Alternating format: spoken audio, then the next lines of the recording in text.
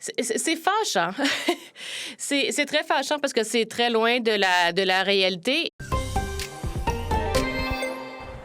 Et la réalité ici, pour le chef conservateur Pierre Poilièvre, c'est que ces centres de consommation supervisés, ce sont des repères de drogués. Il y a un peu plus de 2 semaines maintenant, il a promis que s'il était élu prochain Premier ministre, il fermerait les centres qui sont à proximité des garderies ou des écoles.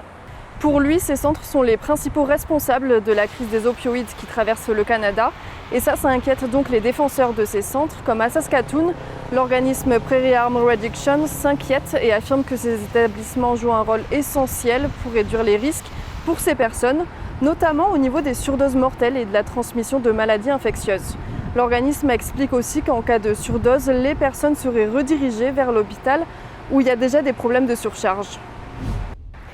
La ville de Saskatoon veut créer une communauté autonome en construisant 73 nouvelles maisons qui seraient destinées aux résidents métis et des Premières Nations, et ce serait construit dans le sud-ouest de la ville.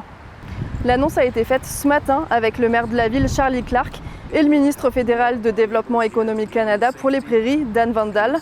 Ce sera des maisons de ville abordables et économes en énergie, et il y aura aussi des services médicaux, sociaux et financiers. Au total, Ottawa annonce investir dans 788 logements abordables à travers la province pour un coût total de 36 millions de dollars. La 3e murale du projet Couleurs de la Françaiscoisie prend forme. C'est l'une des 4 qui est créée pour le 50e anniversaire du Conseil culturel francescois. Et c'est l'artiste Diana Nibanditti qui l'a réalisée, mais en collaboration avec des membres de la communauté. La murale a été faite en plusieurs parties qui seront assemblées sur la façade du centre communautaire de Prince Albert lors d'une cérémonie le 20 septembre prochain. Je vous rappelle aussi qu'aujourd'hui il va faire très chaud partout dans la province, alors essayez de vous protéger du soleil. Et si vous vous rendiez à Regina Beach pour vous y baigner, c'est déconseillé par l'autorité de la santé de la Saskatchewan parce qu'il y a une trop grande quantité de la bactérie E. coli dans l'eau. Sur ce, je vous souhaite une bonne journée et un bon long week-end.